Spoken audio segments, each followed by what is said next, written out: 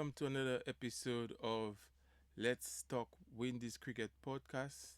I'm your host, Raven Montaigne, and I'm really excited to dive into all the matches that have gone by for West Indies women, West Indies A team, and just give a brief preview of my opinion on some of those matches, especially what went on in the last two games of the men's match versus Ireland.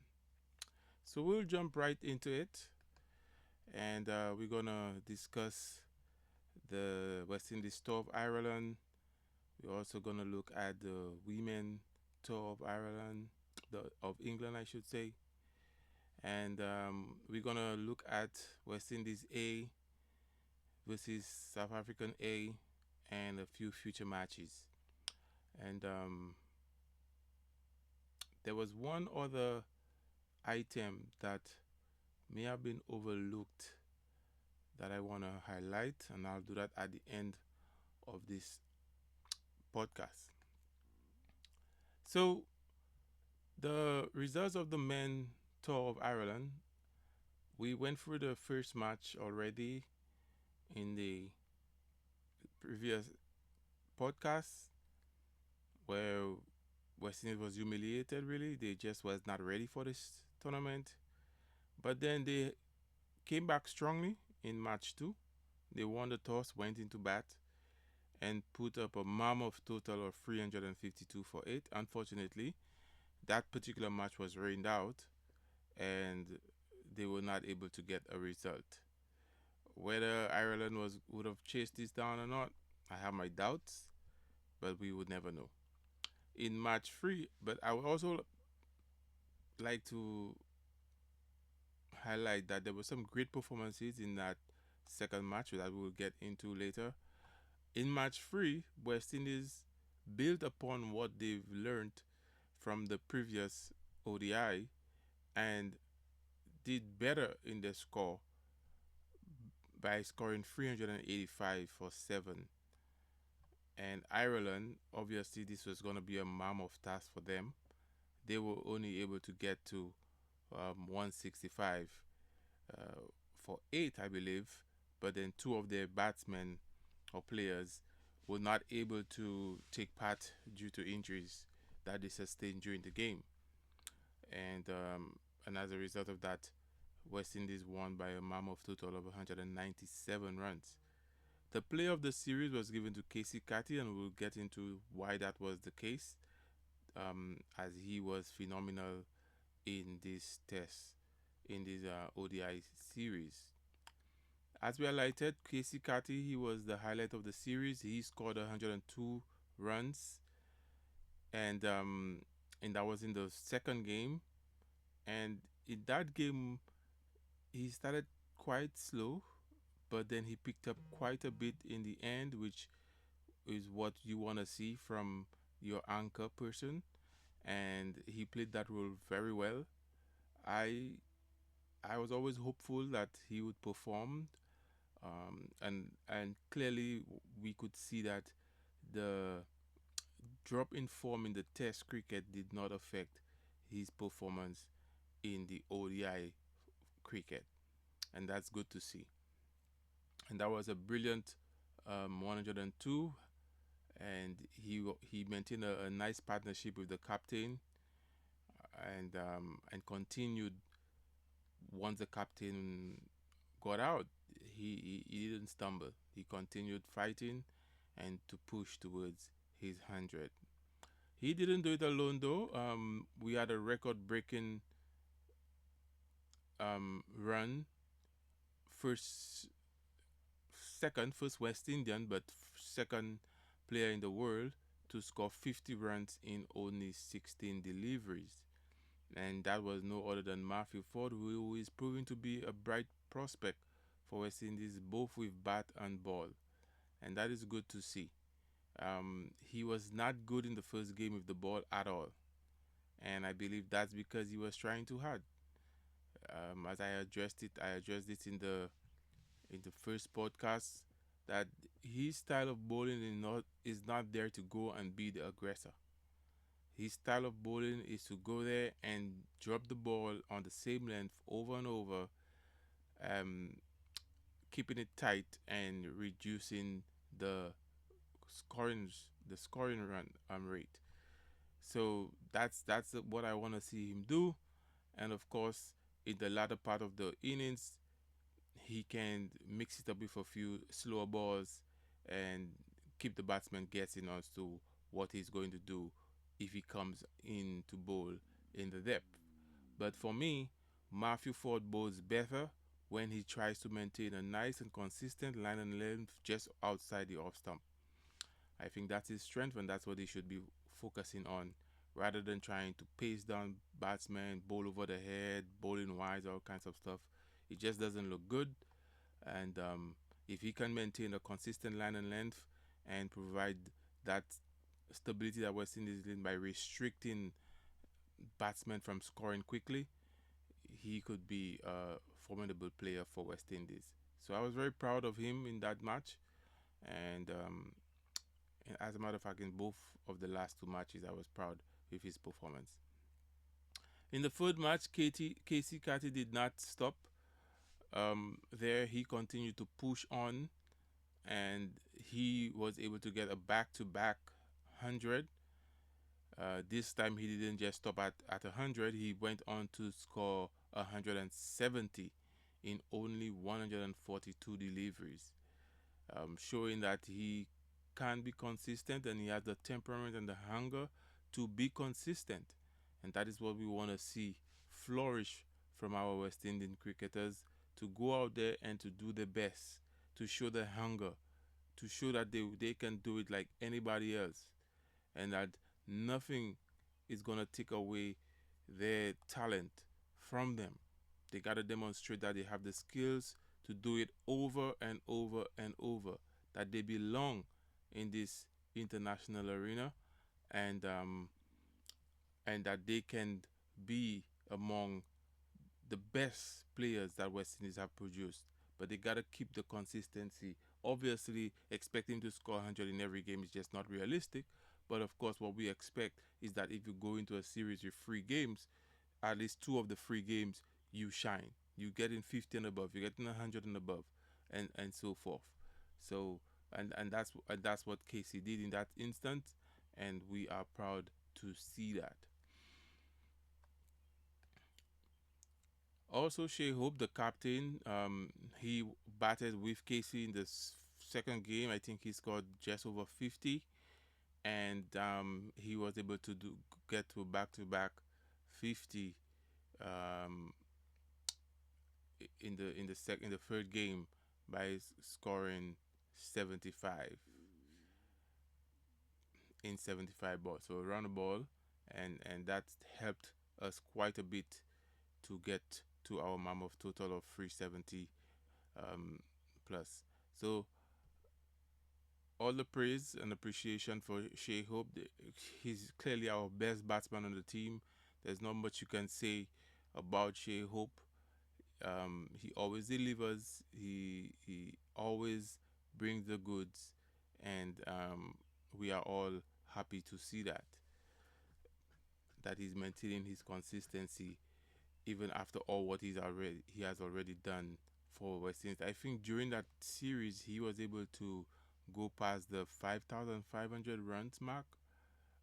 So that's a great achievement for the young man that is really putting his name in the archives of West Indies cricket. Justin Greaves, he demonstrated that he too can be consistent with the bat, and he was definitely consistent with the ball, scoring 50 in only 23 deliveries. In the second innings, he was also one of those who tried to do something with the bat. And in the first innings, basically, he was the only one who actually scored runs in the first innings. So in all 3 innings, Justin has been here or there with the bat, contributing some runs when the team needed it. So what's coming up for West Indies cricket?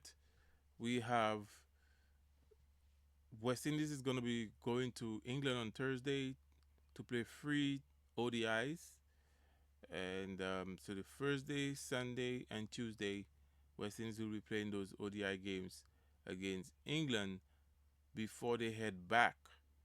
No, I think they're gonna continue stay in England to play the free ODIs, and then they're gonna play free T20 games.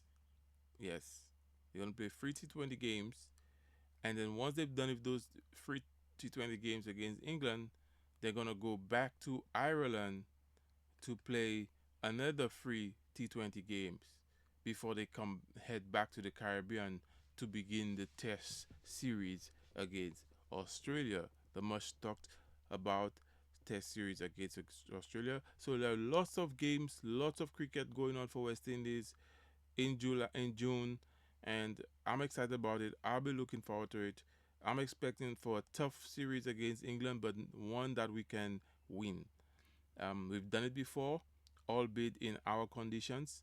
Hopefully, we can demonstrate it in English conditions against an English team that is not at the best right now.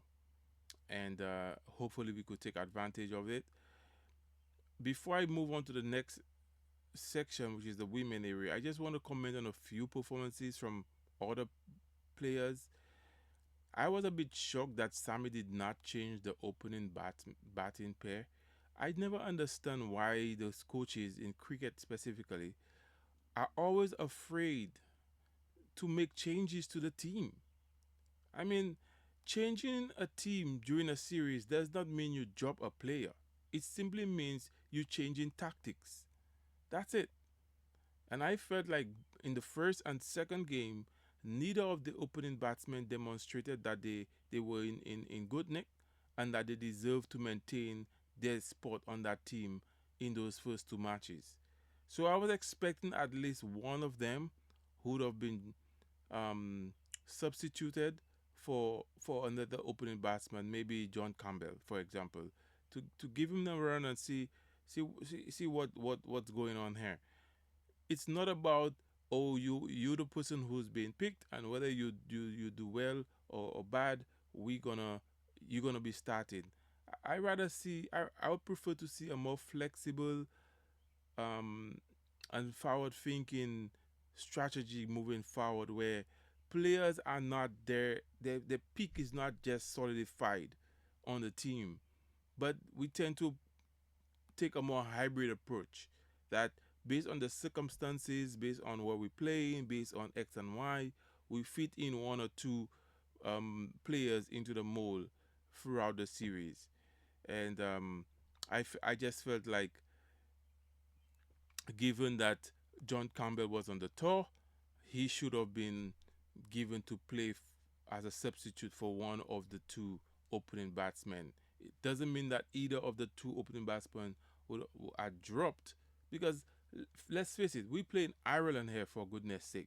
Ireland did not even have their strongest team. A number of their own players were injured and had to bring in fresh debutants into these games. So who are we as West Indians that we cannot put in one or two players in there to to to see how things are going and to see who is in form and who can maintain the form? Because at the end of the day, what you want is for your opening batsman to be in form. It makes no sense that you're gonna stick with a group of guys just because you want to make sure these are the guys that gonna take you into the next ODI World Cup.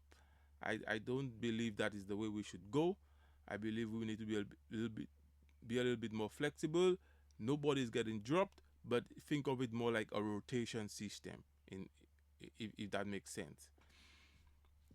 So I was expecting to see some changes, and I didn't see that. Otherwise, the middle order did pretty well for West Indies, something that we don't always see. And so I was really proud to see that our middle order holding its own and doing what was necessary to ensure that we put a big total on the board. Um, Credit to Justin Greaves, as I said earlier, he was phenomenal with the ball and as well as the bat, giving us that extra impetus that we needed in the lower in the lower part of the batting order. Unfortunately, um, Django didn't perform as well as we would have hoped. I don't know if that's his preferred position, nor do I think that. I think the position they put him in is quite risky because, let's be honest, once Rutherford is back on the team, he's probably going to be the one batting in that position that Django occupied. So that would be something to see, and especially if Puran also makes himself available for the ODI team, now we could have a serious um, issue with selection as far as the middle order is concerned for this West Indies squad. But for now, we know Rutherford is definitely going to be picked for this ODI team, given his past performances, where he was one of the better players, not just for West Indies but across the world in 2024. So I expect to see Rutherford back on the team once he's available. And unfortunately, the person that would have to be sacrificed would be Django, from what I can tell so far. The bowlers were not explosive. They didn't wow me. If I'm to be totally honest, um, they seem pretty ordinary, and I'm really hoping that can improve. Save for Seals in the last game, of course, with his swing bowling, that was a breath of fresh air, and I hope that that can continue going into England. And I expect that the pitches in England will be more friendly for the kind of bounce that our bowlers would love to bowl on, and maybe that will help them beef up their consistency and running hard and putting the ball where they need to do and just improve on the performance all around. I need to see the bowlers being more penetrative. I know this is ODI cricket, and the batsmen tend to go after the bowlers after a while, and they have to think about all of that. But I believe you could still be penetrative, and make batsmen work for the runs. Sometimes I feel like we give too many loose balls in those games. Okay, so that's my commentary on the men's tour to Ireland, and the women, they've not been doing good at all.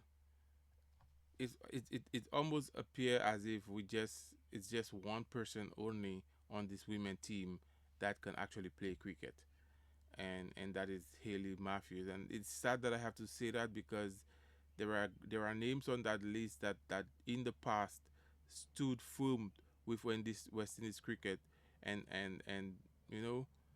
showed up. I'm thinking of the Stephanie Taylor, Campbell.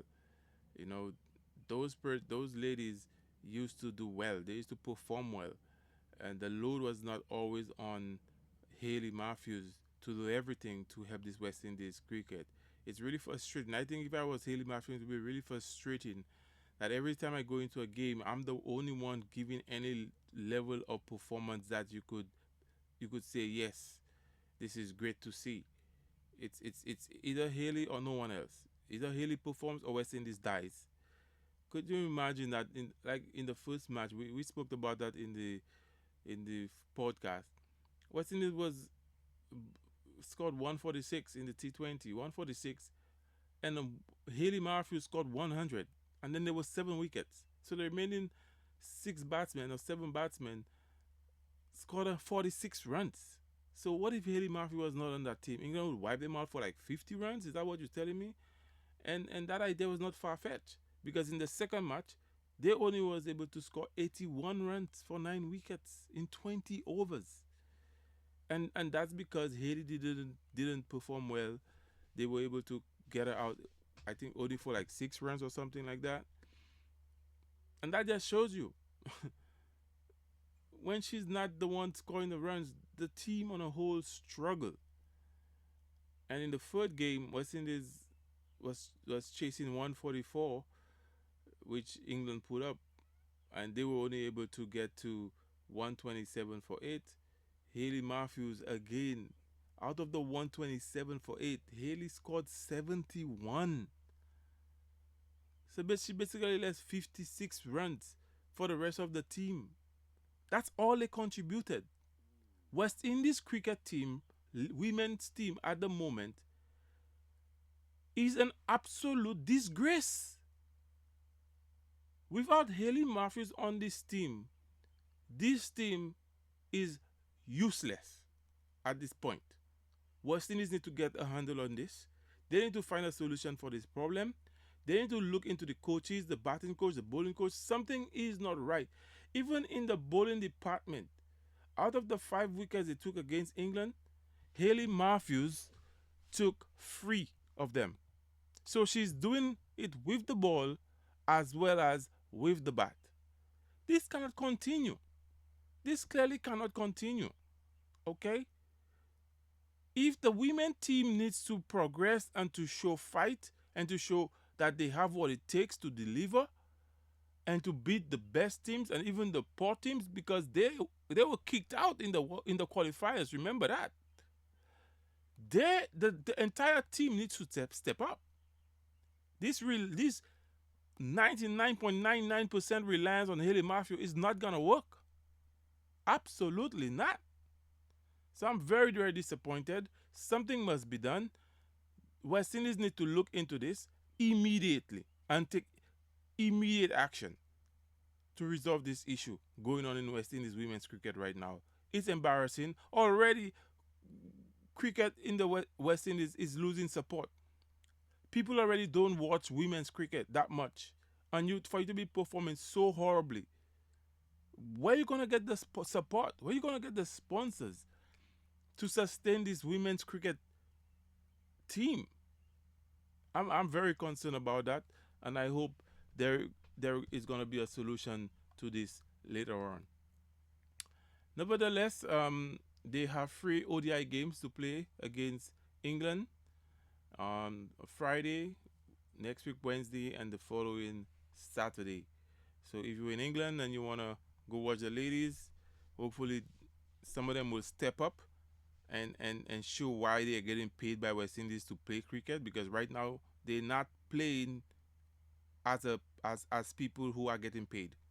Honestly, I'm just gonna keep it real. These women are not playing as if they are people who are getting a salary from West Indies cricket. Okay, because if this was an actual job, quite a bit of them would have been fired by now for extremely poor performances. This is just all 3 games the ladies did not perform well, save for Haley Matthews. And if you have to couple that with the performance in the qualifiers that took place last month, I believe, it is even worse. Okay, so I make no apologies for saying what I have to say about this. It's embarrassing. It's not good. Okay, if this was the men, I'd be 100%, 200% even more angry as to what's going on. And anyone who knows me and have listened to my commentary and my remarks about West Indies men's cricket knows that, yeah, I will watch every game, but I will also be the #1 critic. So moving on into the South Africa A team versus West Indies A team, touring St. Lucia at this moment. The West Indies A team, I remember that match was taking place whilst I was creating the last podcast, and I remember I said something like they were like 70 something for free or whatnot. They were able to go on to score 241 runs. Kevlin Anderson scoring 45. Jadier Blades 3 for 39. I think that same Jadier Blades was called up to take part in that ODI series, but for some reason, it looked like they sent him back down to play in the A squad, and he delivered. He delivered. And that's good to see. Nonetheless, they lost the game. South Africa won by 42 runs. In the second game, it got washed out, so that ended up being a no result. South Africa batted first. They scored 365 for 7. And West Indies, that's a mammoth total, 365 for 7. What was West Indies bowling there? And West Indies only managed to score 87 for 3 before it was called off. JD Blades again was a star bowler. He took 3 wickets for 61. A little bit expensive, but in the context of the game, you could understand that. The match three once again is actually taking place right now as I'm recording this. And if I can quickly give you the score, West Indies is batting and they are at 244 for 8 with 3.3 overs left to play. So they had 344 for 8 with 3.3 overs left to play. So chances are, if they're able to maintain those final 2 wickets, um, we expect them to at least get to 260. Kyrie Pierre is currently on 20 runs in 22 balls, and he's joined there with by Johan Lane, uh, who who who is at 0 after facing 2 balls. So hopefully West Indies can at least get to 260 on with the 3 overs remaining, and put up a, I won't say it's a match winning total, but at least it gives the bowler something to work with. Moving along, the they're gonna have 2 test matches. The West Indies A team versus South Africa A will be playing 2 test matches, and a lot of the players on the senior team will be taking part in those test matches, getting themselves warmed up and ready for Australia. Interestingly, and a lot of people have brought it up, why isn't Joshua da Silva part of this setup? And and I would say in response to this that, yeah, at the beginning, I was a little bit suspicious as to why Joshua da Silva is not in there, because given the fact that a lot of the players on the senior team will be taking part in either one or two of those um, unofficial tests, I was like, so why didn't you give Joshua a chance? What's really going on here? After y'all took away his vice captaincy from him, now you're not even gonna give him a chance to play a game. And then I thought a little bit more about it, and I'm like, maybe it's because his pick is already secured. Maybe. But then you hear guys like Craig Bradford and those guys gonna be taking part in this tournament, at least one game, I believe. It makes you wonder what's really going on. I'm gonna keep my hopes up and assume that it's because his place is already secured in the test game. And if it turns out that's not the case, then yeah, I'm gonna have a couple podcasts on this topic, because yeah, something is going on there, and I don't want to speculate. I'm gonna wait and see what will happen. But all in all, West Indies teams are gonna be stronger in the test games, and that's because most of the players are gonna be coming to take part in that unofficial test to get some match practice ahead of the Australian tour. So I said that I wanted to cover something else before I close the podcast, and this is a topic that I did not catch at the time it was released. The West Indies men's academy team will be facing Sri Lanka counterparts in exciting home series in Antigua. This is good. This is pretty good to see, and hopefully this works out well. And West Indies, I would love to see some of the youngsters get an opportunity, to flourish and get some good competitive games under the belt. And it goes on to say that Cricket West Indies is pleased to announce the upcoming Academy home series between the West Indies and Sri Lanka from 7th of June, so not too far from now, to the 26th of June. So lots and lots and lots and lots of cricket to be played in June. Wow, that's a hectic schedule. A lot of maneuvering for the WI team, the CWI team. Hopefully they can manage it and come strong on in those matches. The tour will feature 2 4-day test class matches and 3 50-over matches to be played in Antigua at the Coolidge Cricket Ground and the Sir Vivian Richards Stadium, respectfully. Says that this series is part of the long-term strategic plan of West Indies cricket to create a pathway for the region's brightest talent to develop while being exposed to international competition. These matches are an opportune time for the academy players who recently took part in the 2025 West Indies Championship. Bascombe went on to say these matches serve as a critical component in the pathway development of our emerging players. There is a strategic plan in terms of bridging the gap between junior and senior levels, and the games against Sri Lanka will be used to continue sharpening and equipping our best prospects for the next level. And I agree. I agree that there is a gap between the senior players and those emerging players, and West Indies need to find ways to close that gap. And I welcome these strategic moves that are being made to ensure that these young players get to play consistent matches. I 100% support that move, and I would even go as far as not just live, you know, uh, look into some of the teams that are not yet official teams, or I forget the name that ICC use in the top 10, but they have their own little tournaments, they have the conference and so forth. Um, if West Indies can make strategic partnership with those teams and have the emerging players go over there and tour to play a few matches. I know they were in South America um, recently. Maybe talk with teams like Argentina, Peru, Panama, um, even the USA youth team, as well as the Cayman Islands team. You know, those other teams that Bermuda, I believe, has a team. Those other teams that form part of the ICC schedule, but we don't really hear about them. But they do play cricket. We could send our boys, our younger boys there, to play against those teams.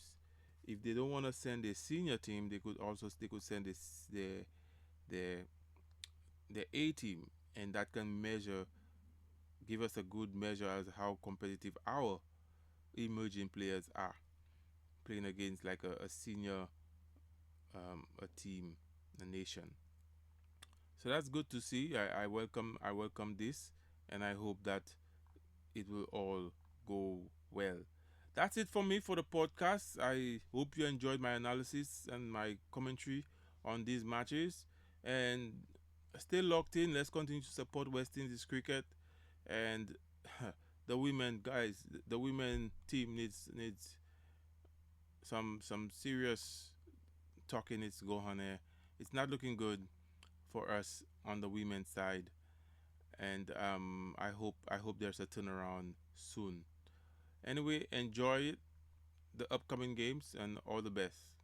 Bye. Don't forget to like and subscribe the channel. Leave me a comment. Let's have a conversation.